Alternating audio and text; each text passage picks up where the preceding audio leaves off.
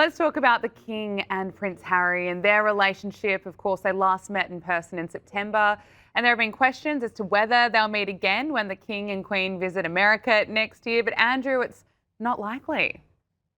Well, I think this is the problem, isn't it? What tends to happen, they never want to be upstaged. And apparently, King Charles is not going to make a detour to go to Montecito. And it's unlikely that Harry will go and join him, because what will then happen, he will dominate the headlines to celebrate what's happening is the 250th anniversary. Donald Trump made it very clear that he would be delighted to welcome the King with the pomp and ceremony to do that celebration. It's quite an extraordinary thing, talking about independence, and that's what they do. They invite the monarch over, but there you go. But he was very, very keen to show off the wonderful hospitality that President Trump can offer. There was talk about William and Kate joining him, but that's probably unlikely. I think it's more likely they might go to the football in the summer, because again, it's an invitation to the King. That'll be the focus. But almost certainly there's not going to be a detour to go and see the Montecito madness.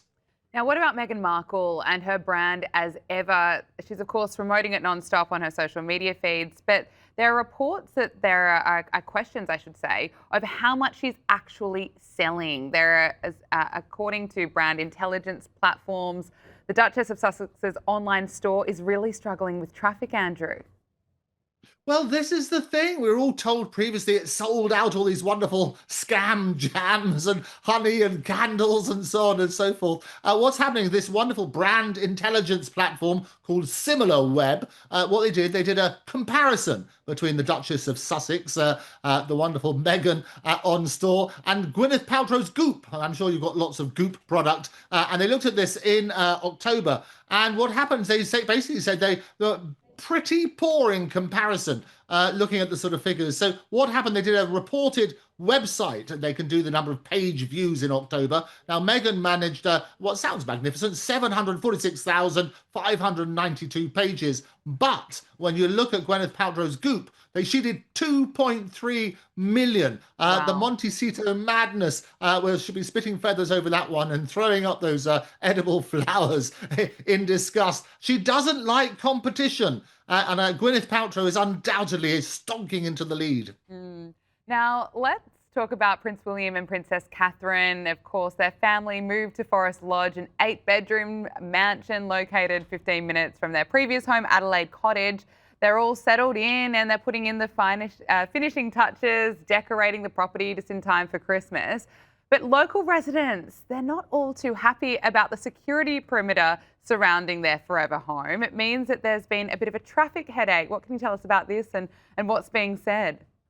Well, it's exactly that. There is this sort of traffic headache. They moved in early November, again, as we predicted on this programme. It's Forest Lodge. It's an 8-bedroom Georgian mansion. It's located just about 15 minutes from Adelaide Cottage, their previous home. Now they're all settled in. What's happening? They're putting up the decorations. They're getting rid of the Christmas tree. But for local residents, they've got the security perimeter, because they're very worried within their forever home that people will be peering through the net curtains and having a look. And apparently there's a Christmas tree shop, which is very, very close to Forest Lodge. It was opened for the season on November the 27th. But in an effort to protect their privacy and prevent cars from passing and peeking through those curtains, as they say, they basically have got to do virtually a 1-mile round trip, is what they're saying. So the residents are not very happy about that one.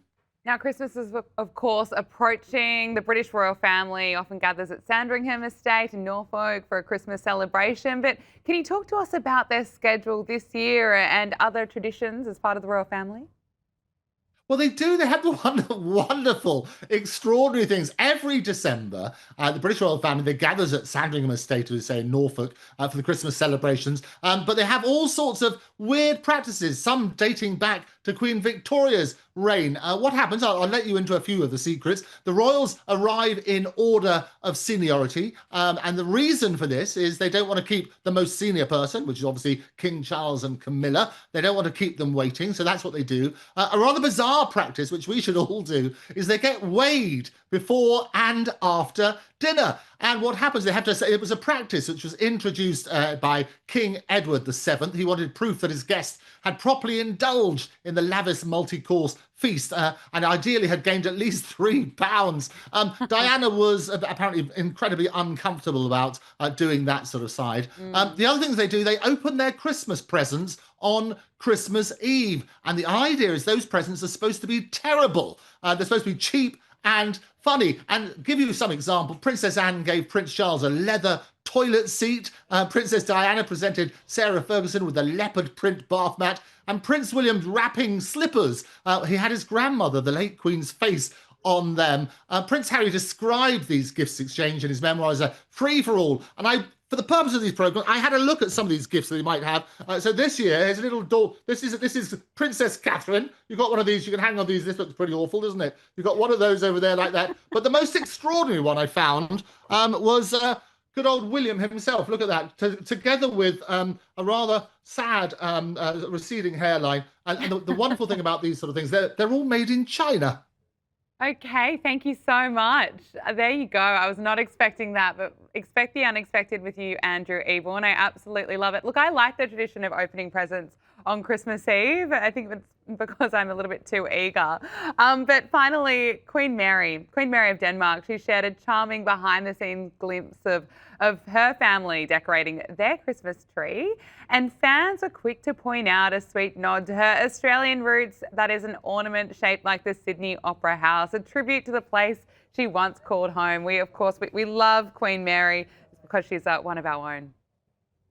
Yeah, oh, absolutely. And this was a little hint. So we've got that glorious video, which is out there on social media. And she put up a special Australian ornament on her Christmas tree to give, while she was giving this sort of rare look inside her palace. She was joined by her husband, Frederick X, who's 57, their children, Crown Prince Christian, 20, Princess Isabella, 18, and 14-year-old twins, Prince Vincent and Princess Josephine. And what they had, you see one of the baubles that they had that they put on was in fact Sydney Opera House, as a wonderful sort of nod to her background there. And they also introduced their wonderful border collie Coco and showed us, as we all do at these sort of Christmas things, the smashed bauble on the floor. It shows the real sort of likability and the down-to-earthness of Queen Mary, and wonderful that she sort of celebrates her Australian heritage as a result. Absolutely. Andrew Eborn, barrister, broadcaster, president of Octopus TV. Thank you so much for joining us on Power Hour. Always so much fun. It's always fun. Look forward to seeing you next week.